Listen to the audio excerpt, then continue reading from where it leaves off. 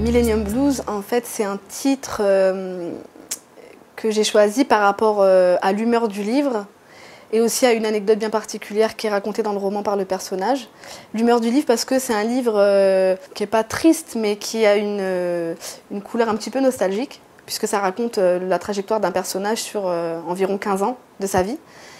Et donc il est teinté d'un petit peu de mélancolie, voilà pourquoi le blues. Et Millennium, par rapport à deux choses, à l'arrivée un petit peu de l'an 2000 et de tout ce que ça suppose de changements rapides, brusques pour le personnage. Et il y avait donc à l'époque, pour ceux qui s'en rappellent, un forfait téléphonique qui s'appelait le forfait Millennium. Et c'était la première fois qu'on avait un forfait, ce qu'on appelait un forfait illimité, où on parlait gratuitement de 20h le soir à 8h du matin et tout le week-end. Et donc ça a été pour moi emblématique de cette manière de communiquer qui avait changé. C'est une chronique de la génération Y parce que j'en fais partie d'abord. Moi je suis née en 1985. Le personnage c'est un peu un double dans le sens des références et des codes qui sont un peu les mêmes que les miennes. C'est un petit peu comment on a été une génération quelque part de transition, je pense. Et du coup, comme toutes les transitions, parfois ça peut être un peu brutal. Et j'ai essayé de raconter ça le plus fidèlement possible en mobilisant mes propres souvenirs et mes propres sensations.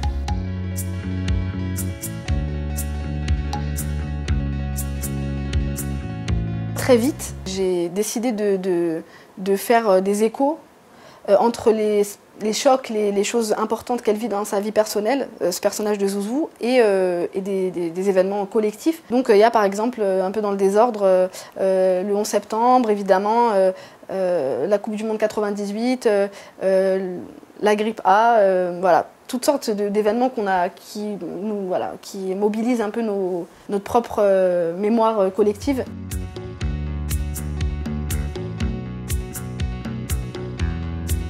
J'ai toujours eu du mal à répondre à la question pourquoi ça commence comme ça, parce que même moi je sais pas, c'est toujours très difficile pour moi de raconter la jeunesse d'un roman. J'ai jamais un sujet pour commencer à écrire. Souvent c'est une sensation ou c'est une anecdote, quelque chose d'assez flou qui va commencer à germer et du coup après j'ai la voix du personnage et du coup ça m'amène petit à petit au récit, mais c'est vrai que c'est jamais la trame narrative qui arrive en premier. La construction, c'est vrai qu'elle est pas habituelle parce que on passe d'un âge, d'une époque à une autre.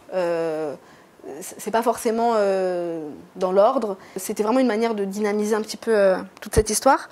Je me suis aperçue que c'était pas forcément qu'on n'était pas perdu, quoi. Que c'était et c'est comme ça que les souvenirs. J'ai l'impression que dans mon esprit, les souvenirs, ils s'en mêlent un peu de cette façon-là. On n'a pas forcément un calendrier de souvenirs sur 15 ans, donc c'était une manière de faire les chapitres aussi se répondre les uns aux autres. Depuis Kif Kif Demain, il s'est passé quasiment 14 ans, donc j'ai l'impression que c'était une autre vie en fait. Et j'ai la chance de continuer à écrire et de continuer à publier des romans, donc pour moi c'est vraiment, déjà je me sens hyper privilégiée. Et après, quand je regarde en arrière, pour moi c'est une très belle histoire. C'est compliqué de répondre à cette question de comment j'ai évolué depuis 14 ans, je suis devenue maman. Voilà, il y a plein de choses qui ont changé dans ma vie personnelle et qui, je pense aussi, alimentent maintenant et nourrissent mon écriture d'une autre manière. Voilà, après, il y a le temps qui passe, on a plus conscience de ça. Du coup, je pense qu'on fait attention à l'essentiel maintenant plus que... En tout cas, je fais plus attention à l'essentiel plus que quand j'avais 20 ans.